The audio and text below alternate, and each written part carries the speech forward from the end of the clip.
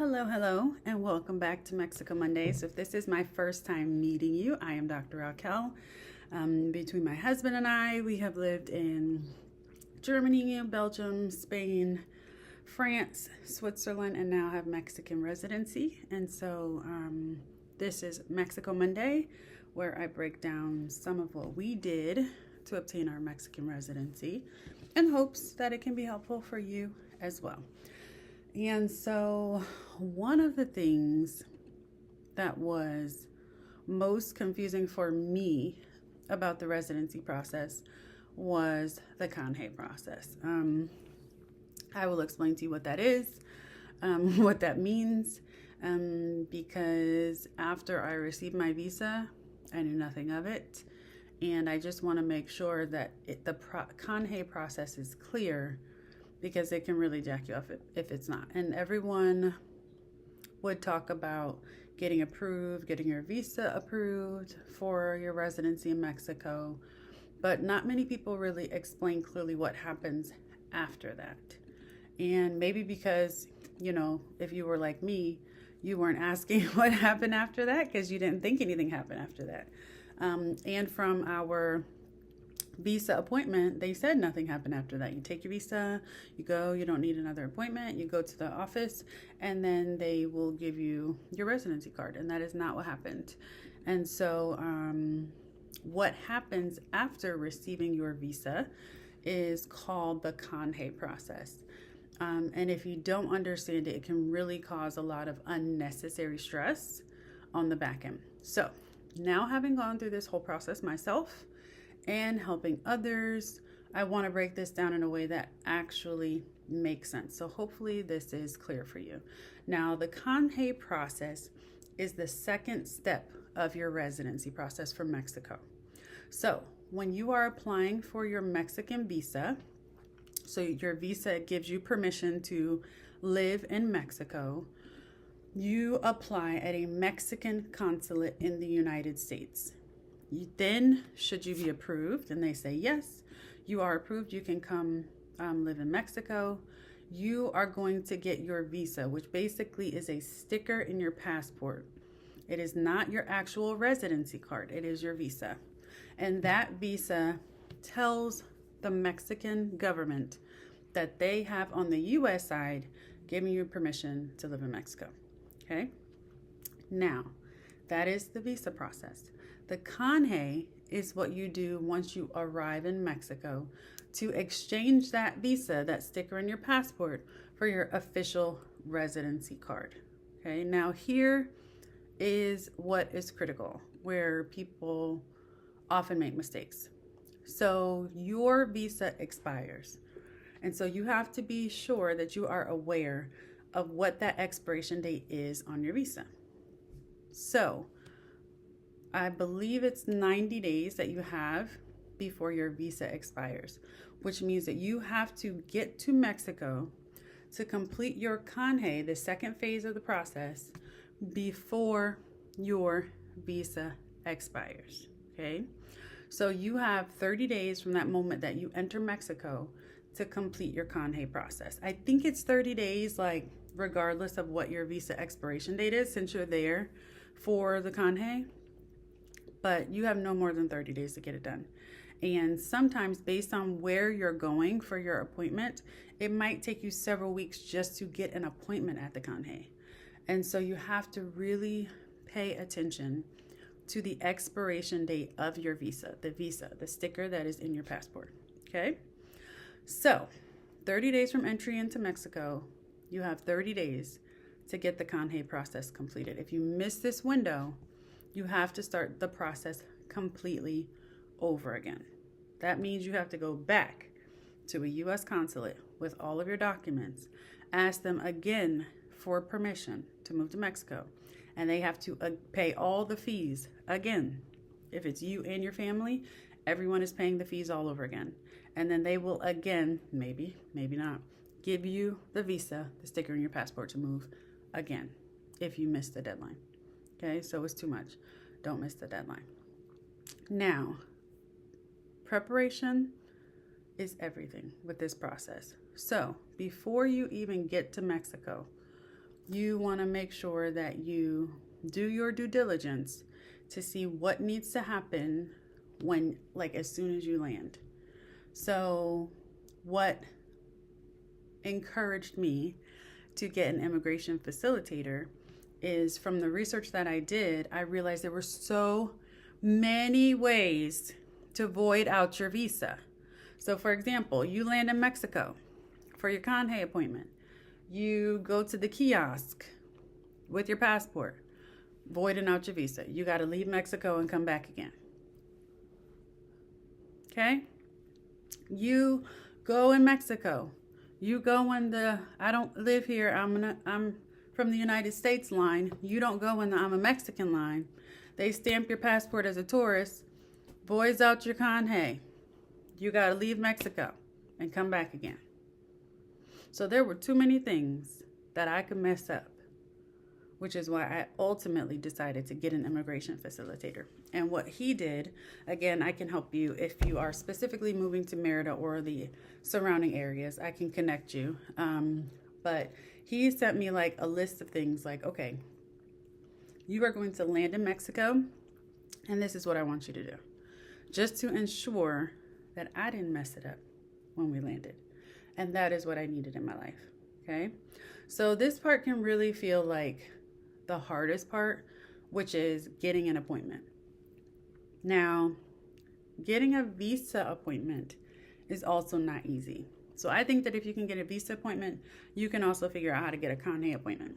But just understand, in terms of when your visa expires, it might take you weeks and weeks and weeks before you can get a Canje appointment. And again, that's in Mexico. Okay. Now, some immigration offices in Mexico require appointments, which can be difficult to find online. Again, an immigration facilitator can help with that. And you'll need to go to that official Mexican immigration website to see what appointments are available. But, and this is important, there are some locations that do allow for walk-ins. Okay. So we, through our immigration facilitator, found one of those locations, which was great, because then we did not have to figure out when we could get an appointment. We just had to figure out when we were available and when we could get to the appointment. And so that really took a lot of stress off, trying to figure out, like, time it exactly perfectly, when the appointment's available, when we can be out of work, out of school, out of all the things. And instead we could just say, okay, what is our schedule? When can we make it happen? When can we get to Mexico? We will be there then, tell the facilitator, and then he can help us coordinate everything from there. Now, what I will say too is, like, for our Canje appointment, we did not need an appointment. We went to a location that does not require appointments with our facilitator. And we were the first people there. We were just hanging out. Most offices are actually outside.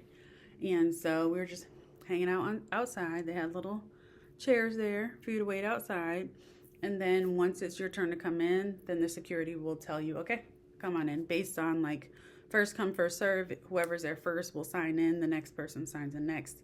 And then as your turn is almost there, they'll call you actually inside the office. So then you can come sit inside to prepare for your appointment. Now, I would definitely recommend showing up early, because we were pretty much in and out pretty quickly.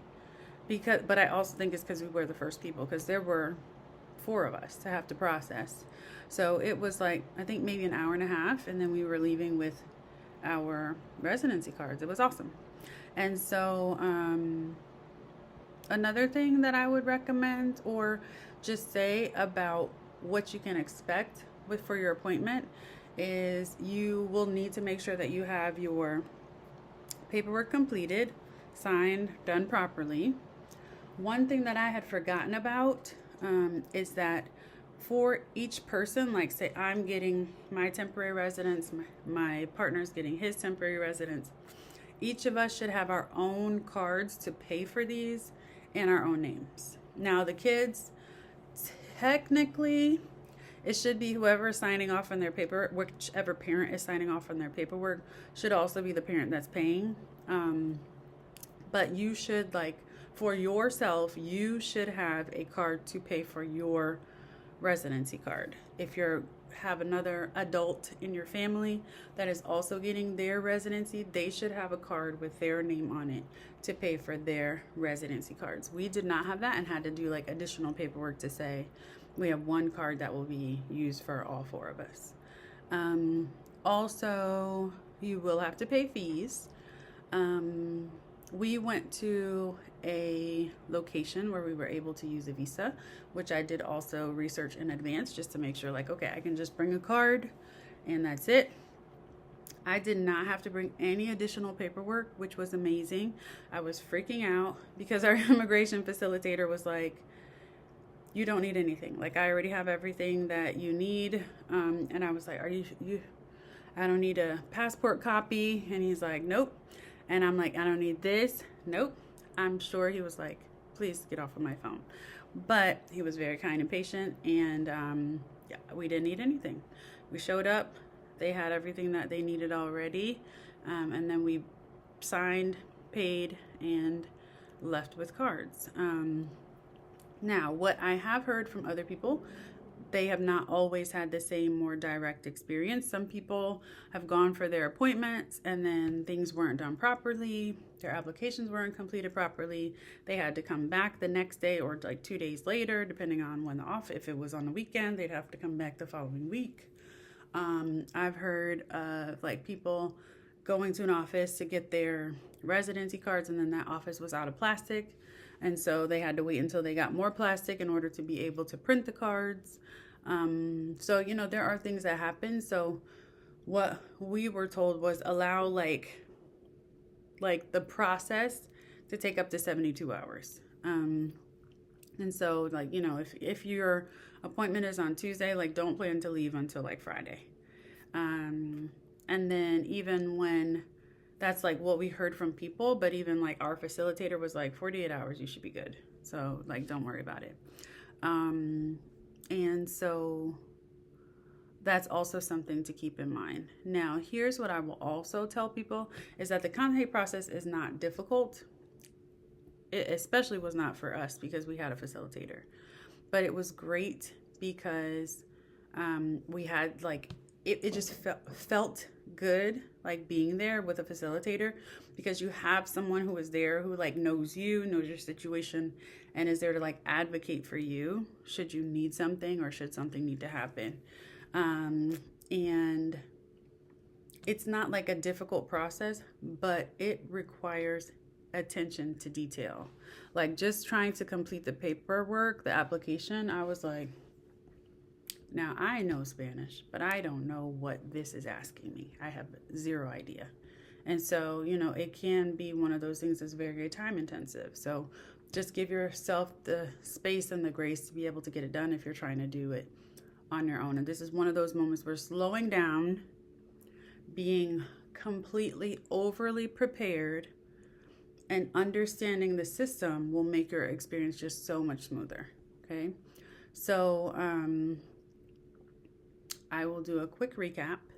So, step 1 is to get your visa documentation, which happens in the United States.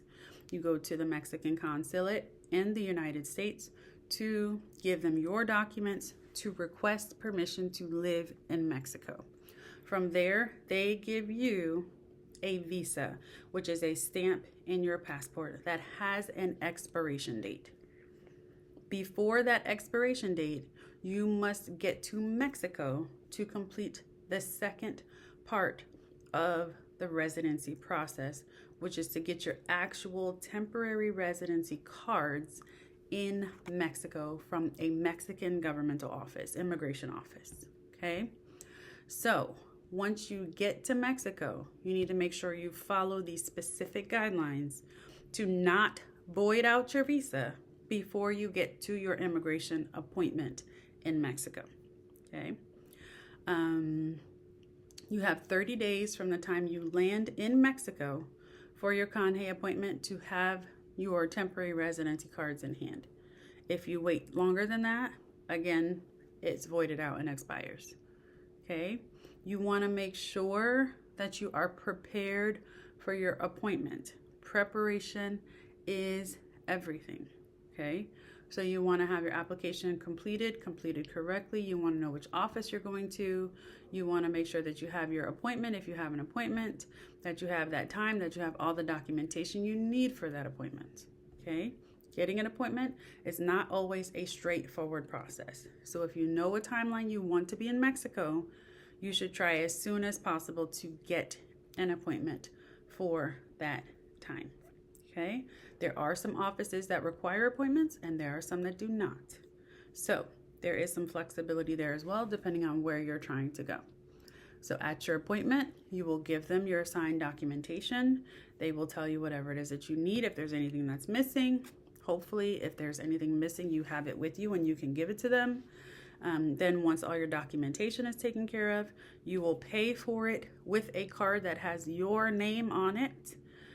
If it is for your children, it doesn't matter whose name. There's an assumption they don't have a card. But really, it should be the person, whoever's signing off on their paperwork, that should be the person to pay for the children. And then you pay all of your fees, and you should receive your card the same day, unless there are extenuating circumstances where you may be asked to return. But if all goes well, you'll receive it in a short time frame. We received ours in an hour and a half. And yeah, that's it. And then you'll have residency for Mexico. Okay. So if you are planning a move to Mexico or anywhere abroad and you want guidance on how to navigate the process step by step, if it is Mexico, please watch our previous Mexico Mondays as well. You can check those out on YouTube, and I will add the link below.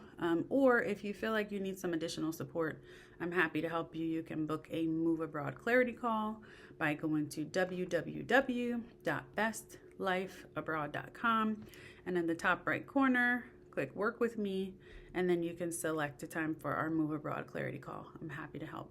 Okay? So you got this. You already know everything. You just have to do it. Okay? If you are in the Charlotte area, we are having our next meetup and our location clarity workshop. So I'd love to see you there if you're in Charlotte. It's going to be a lot of fun. Our last meetup was great. Lots of connections built. So we're just trying to keep the momentum going. So you got this. You can do it. If you're in Charlotte, meet us so then you can begin building your tribe of support to help you get where you're trying to go. All right. Okay. Best of luck to you. You have me here if you need anything, and I will talk to y'all soon. All right. Bye.